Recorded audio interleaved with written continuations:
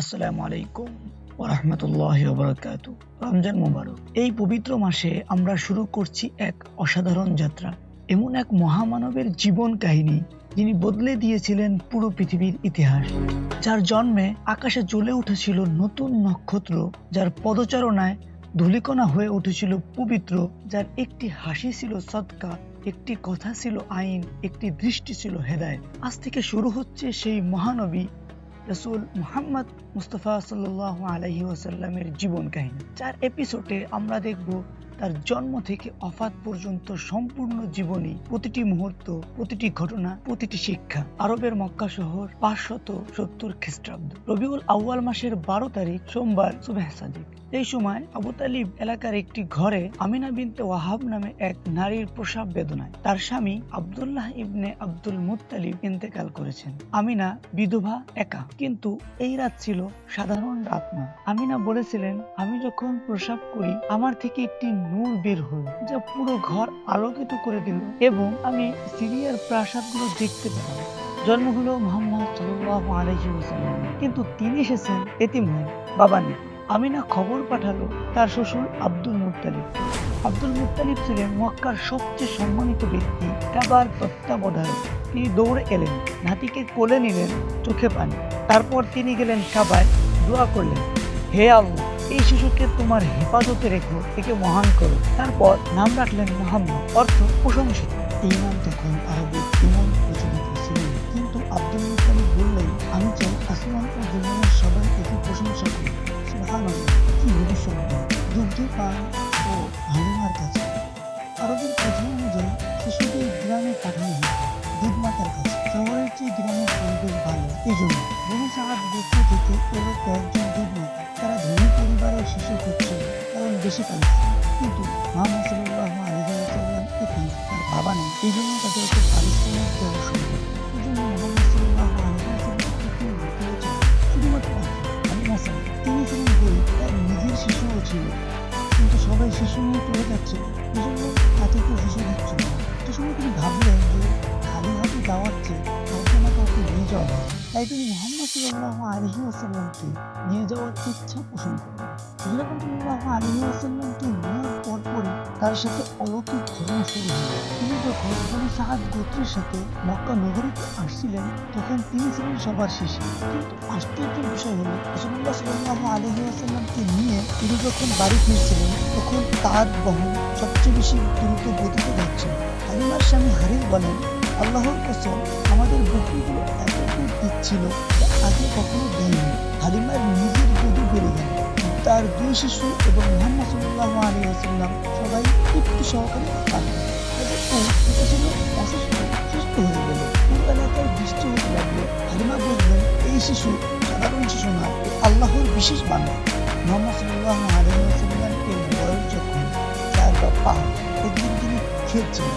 হঠাৎ হালিমা ছেলে দৌড়ে এসে বলল, আম্মা আম্মা, আমার দুধ ভাই 2জন সাদা কাপড় পরা লোক তাকে এসে নিয়ে গেছে।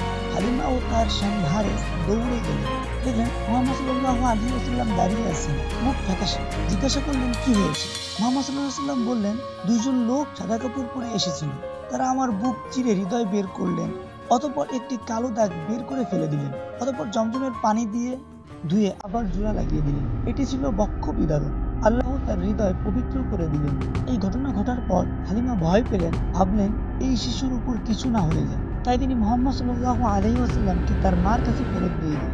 রাসূল আকরাম সাল্লাল্লাহু আলাইহি ওয়াসাল্লামের বয়স যখন মাত্র 6 বছর, তখন তার মা সিদ্ধান্ত নিল যে মদিনায় যাবেন, তার আত্মীয়-স্বজনদের সাথে দেখা করবেন এবং রাসূল আকরাম সাল্লাল্লাহু আলাইহি ওয়াসাল্লামের পিতার কবরস্থান যেহেতু সেখানে, সেটাও জিয়ারত করবে। কিন্তু ফেরার পথে আবওয়া নামক স্থানে আমিনা হঠাৎ করে অসুস্থ হয়ে পড়লেন এবং কয়েকদিন পর সেখানেই তিনি ইন্তেকাল করলেন। এবার মুহাম্মদ সাল্লাল্লাহু আলাইহি ওয়াসাল্লাম এদিন থেকে হয়ে গেলেন একেবারে একা। বাবা নেই, মা নেই, মাত্র 6 বছর বয়স। কল্পনা করুন সেই শিশুর অবস্থা। কিন্তু আল্লাহ বলেছেন, আলাম ইয়াজিদকা ইয়াতীমান ফাআওয়া। তার মাতা ইন্তেকাল করার পর আব্দুল মুত্তালিব নাতিকে নিজের কাছে রাখেন। তিনি এত ভালোবাসতেন যে বাবার পাশে তার বসার একটি বিশেষ স্থান ছিল, যেখানে তিনি কাউকে বসতে দিতেন না। কিন্তু মুহাম্মদ সাল্লাল্লাহু আলাইহি ওয়াসাল্লাম সেখানে বসলে তিনি অত্যন্ত খুশি হতেন। কিন্তু 2 বছর পর রাসূল আকরাম সাল্লাল্লাহু আলাইহি ওয়াসাল্লামের বয়স মোবারক যখন 8 বছর বয়স, তখন তার দাদা আব্দুল মুত্তালিবও ইন্তেকাল করলেন। এবার দায়িত্ব এসে পড়ল তার চাচা আবু তালেবের উপর। আবু তালেব ছিলেন গরিব, বড় পরিবার, কিন্তু মুহাম্মদ সাল্লাল্লাহু আলাইহি ওয়াসাল্লামকে সে নিজের ছেলের মতো ভালোবাসতেন। মুহাম্মদ সাল্লাল্লাহু আলাইহি ওয়াসাল্লাম চাচার ব্যবসায় সাহায্য করতেন, বকরি চড়াতেন। হ্যাঁ, আল্লাহর রাসূল সাল্লাল্লাহু আলাইহি ওয়াসাল্লাম বকরি চড়িয়েছিলেন। পরে তিনি বলেছেন, প্রতিটি নবী বকরি চড়িয়েছে। বুখারী। কেন? কারণ বকরি চড়ানোতে শেখা যায় দায়িত্ব, ধৈর্য ও নেতৃত্ব। রাসূল আকরাম সাল্লাল্লাহু আলাইহি ওয়াসাল্লামের বয়স মোবারক যখন 12, আবু তালিব ব্যবসায়িক সফরে যাচ্ছিলেন সিরিয়ায়। রাসূল আকরাম সাল্লাল্লাহু আলাইহি ওয়াসাল্লাম বললেন, চাচা আমাকেও নিয়ে যান। আবু তালিব প্রথমে চায়নি, কিন্তু ভাতিজার জেদে রাজি হলেন।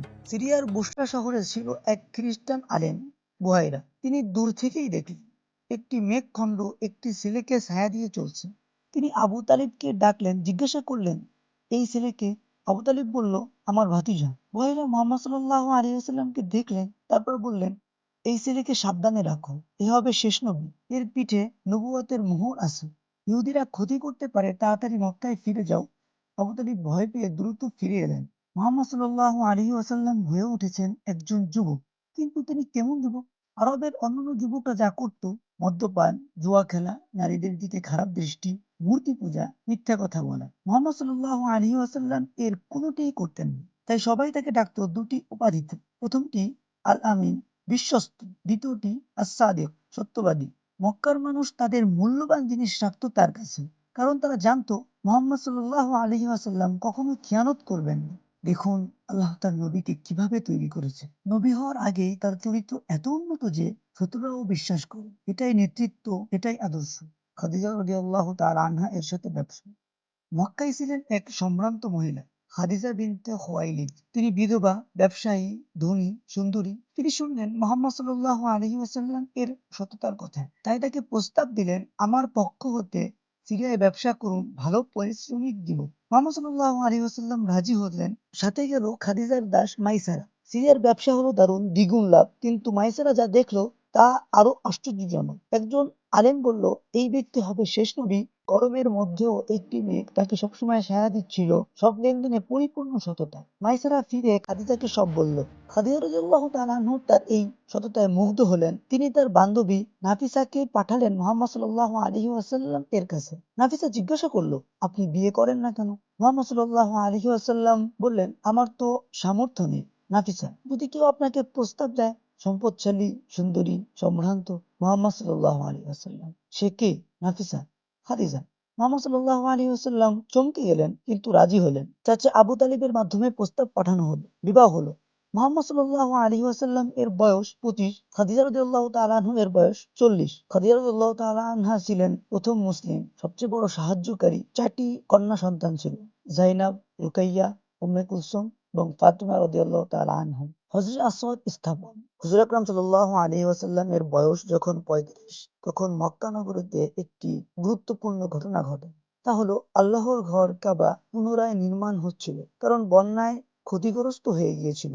যখন হাজরে আসওয়াদ স্থাপনের পালা এলো, সব গোত্র ঝগড়া শুরু করলো। সবাই চায় তাদের গোত্রের লোক পাথর স্থাপন করুক, কারণ এটা অনেক বড় সম্মানের কাজ। ঝগড়া এত বাড়লো যে যুদ্ধ হবার উপক্রম হয়ে গেল। শেষে সিদ্ধান্ত হলো, কাল সকালে যে প্রথম কাবায় প্রবেশ করবে তিনিই চূড়ান্ত সিদ্ধান্ত দিবেন। পরের দিন সকালে প্রথমে যিনি প্রবেশ করলেন তিনি হলেন মুহাম্মদ সাল্লাল্লাহু আলাইহি ওয়াসাল্লাম। সবাই খুশি, আল আমিন, আল আমিন এসেছে, তার সিদ্ধান্ত আমরা মানব। মুহাম্মদ সাল্লাল্লাহু আলাইহি ওয়াসাল্লাম বুদ্ধিমান সমাধান দিলেন। একটি চাদর আনতে বললেন, মাঝে পাথর রাখলেন। অতঃপর সব গোত্রের প্রধানকে চাদরের কোনা ধরতে বললেন। সবাই মিলে চাদরের কোনা ধরলো এবং চাদরটি উঠালো। অতঃপর নির্দিষ্ট স্থানে চাদরটি নিয়ে গেলেন। অতঃপর মুহাম্মদ সাল্লাল্লাহু আলাইহি ওয়াসাল্লাম তার পবিত্র হাত দ্বারা হযরত আসওয়াদ এর ওই পাথরটি মক্কায় অর্থাৎ কাবা শরীফে স্থাপন করে দিলেন। এতে সমস্যার সমাধান হলো, সবার মন খুশি হলো এবং যুদ্ধ এড়ানো গেল। এটা নেতৃত্ব, প্রজ্ঞা, সবাইকে সন্তুষ্ট রাখা,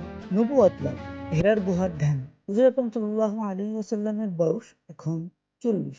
মুহাম্মদ সাল্লাল্লাহু আলাইহি ওয়াসাল্লামের মক্কার মূর্তি পূজা, অন্যায়, জুলুম এসব দেখে মনে ভীষণ কষ্ট পেতেন। তিনি চিন্তা করলেন, এই মূর্তি কি সত্যিই স্রষ্টা, যারা কথা বলতে পারে না, চলতে পারেন। তাই তিনি হেরা পর্বতে একটি গুহায় যেতেন, একা ধ্যান করতেন, চিন্তা করতেন। খাদিজা রাদিয়াল্লাহু তাআলা আনহা তার জন্য খানা পাঠাতেন। 21শে রমজানের রাতে লাইলাতুল কদর মুহাম্মদ সাল্লাল্লাহু আলাইহি ওয়াসাল্লাম হেরা গুহায় একা। হঠাৎ দেখলেন একজন ফেরেশতা। ফেরেশতা এসে বলল, ইকরা, পড়ুন। মুহাম্মদ সাল্লাল্লাহু আলাইহি ওয়াসাল্লাম তার এই কথার উত্তরে বললেন, আমি পড়তে পারি না, আমি নিরক্ষর। ফেরেশতা তাকে বুকে জোরে চাপ দিয়ে ছেড়ে দিলেন। অতঃপর বললেন, বলুন, ইকরা। তিনি আবার বললেন, আমি পড়তে পারি না। এভাবে এই জিনিসটা 3 বার হলো। যখন এই জিনিসটা 3 বার করা হলো তখন তিনি পড়তে শুরু করলেন, ইকরা বিসমি রাব্বিকাল্লাযী খলাক, পড়ো তোমার প্রভুর নামে যিনি সৃষ্টি করেছেন।